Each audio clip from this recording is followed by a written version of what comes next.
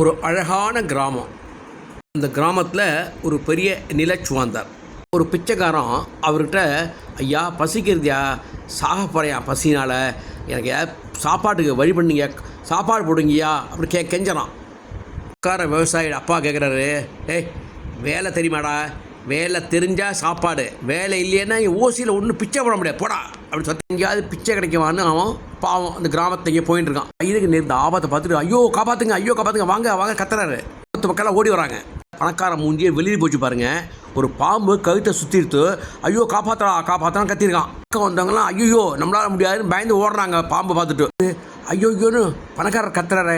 என்னன்னு தெரியல, இந்த பிச்சைக்காரனும் அவர்கிட்ட ஓடுறான். என்ன பண்ணால் நைஸாக அந்த பாம்பை வெள்ளமாக எடுத்து வெளில விட்டுறான். அதான் பிச்சைக்கார சாமர்த்தியம். அப்போ சாப்பாடு கேட்டீங்க, பசிக்கிறது சாக போகிறேன் அப்படின்னு கேட்டீங்க, நான் துரத்தி விட்டேன், என் உயிரே காப்பாற்றுறீங்க பாம்பை எடுத்து, நான் உங்களுக்கு சாப்பாடு போடுறேன் வாங்கன்னு கூப்பிட்றாப்புல. உங்களை எடுக்கிறதே அது ராஜநாகையா என்னை கடிச்சு எடுத்து, நான் இப்போ சாக போகிறேன், அந்த விஷயம் நான் ஏறெடுத்துப்பேன், எனக்கு சாப்பாடெலாம் ஒன்றும் வேண்டாம் ஐயா, நான் பசியில் சாகிறதா இருந்தேன், இப்போ நான் சாகிறதுக்காகவே சாகிறேன் ஐயா, எப்படியோ என் உயிர் நல்ல விஷயத்துக்காக புரிஞ்சால் சேர்த்தான் அப்படின்னு சொல்லிட்டு அந்த பிச்சைக்காரன் இறந்து விடுகிறான். அந்த பிச்சைக்காரன் இறந்து போயிட்டான் இல்லையா, வருத்தமான விஷயந்தான். அவன் நல்ல ஒரு விஷயம் செஞ்சு தான் இறந்து போனான்.